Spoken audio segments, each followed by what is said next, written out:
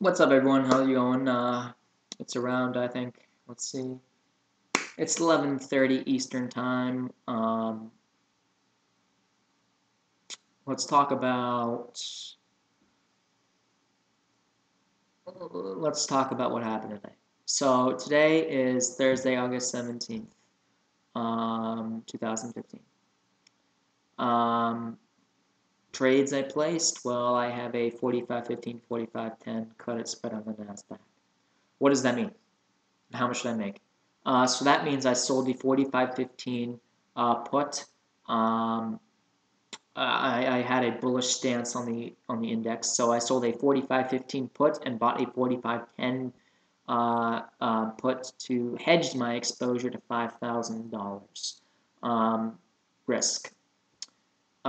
In doing that, the market. So let's play scenarios here. So in order for this trade to be successful, because it was written way out of the money, but when option sellers use the term written, or they describe to someone they wrote an options contract, that simply means that they sold it. They pulled it out of their ass and they sold it to someone. So that's pretty much what I did. So what I didn't just do that randomly. I had a strategy I used. So I sold the 45.15, bought the 45.10, and the maximum risk, like I said, is $5,000. It's $100 a strike, and the strike nominal is 5. So that's $500 a contract times 10. Is 500 times 10 is $5,000 maximum risk. Okay, but to put on the trade, it costed around $3,200. So why did it cost money to sell something? Well, because I had to put up money to hedge. I had to put up a little bit of our cash to sort of buy that risk limit, buy that securing asset for the risk to mitigate our risk from $4.25 million to $5,000. So paying a little bit of extra money to mitigate $4 million in risk to $5,000 is what a lot of people call risk adverse. In a professional sense, that is risk adverse. So let's get down to the two different scenarios. Like I said, we talk scenarios here. So scenario one, trade is successful. This has a 97% chance of happening today. And why I say 97% chance is because the market's moving in my favor. And I don't know if you saw my previous video a couple days ago, but I explained on a back note, I explained how selling out of the money options works. You're basically selling someone an asset with no value for money, and in the asset, depending on how far out you sell it, how far away from the current market price you sell it at, whether you're selling it at above or below, how the deviation determines how much you'll make for the sale and your probability of success. Now, if you really want to go back, dive into the specifics, please watch that video. That's why I'm not going to be explaining that in this. But I am going to be explaining this, like I said, pros and cons. So, first thing is the market's successful. Nasdaq, because I wrote this spread again. The term wrote. I sold this credit spread. This trade will be successful if the Nasdaq closes above 45.15 by 1 cent or more. If it closes above 45.15 by 1 cent or more, I keep the premium. It's like simple as that. Premium swept into my buying power. I'll be able to withdraw like this. Okay, tomorrow morning. All right. Now, if the trade goes sour, okay, the Nasdaq will fall below 45.15, and preferably below 45.10.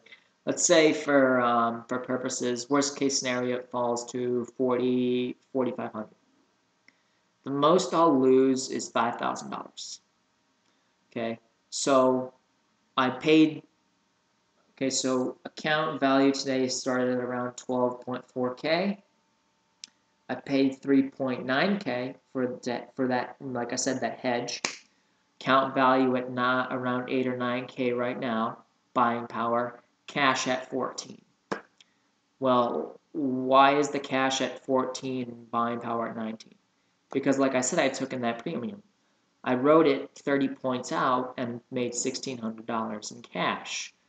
So again, trade goes sour, falls to 46. If it falls anywhere below 45.15, no need to worry because I'm already covered.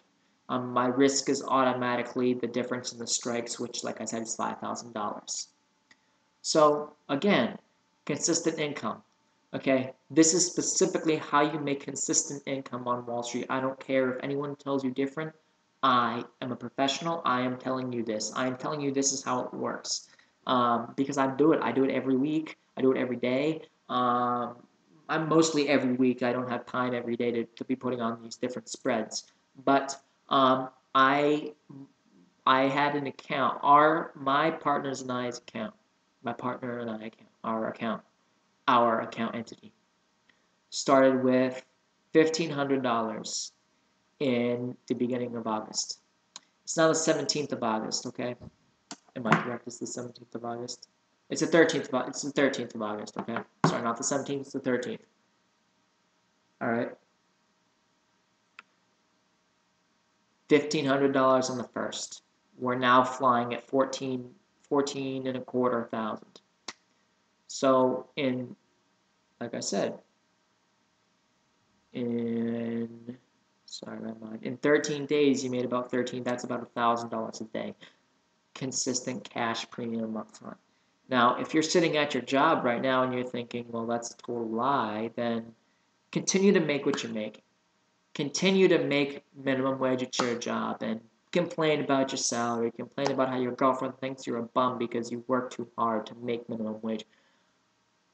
Like I said, I put on this trade this morning, high probability of success because it's out of the money. It's a wasting asset. Last day, $1,600 in one day. A lot of people will work a month or 2 to 3 months to make that in the paycheck cycle. So I'm not doing that to brag. I'm saying, well, consider your options. Okay. A little pun on the word option there. Okay. So I laid out my 2 scenarios today. I laid out the positive and the ending. And the next video I will be recording later tonight will be on the results and how I'm going to use that to my advantage for next week. Okay? All right. Enjoy, guys. Have a good day.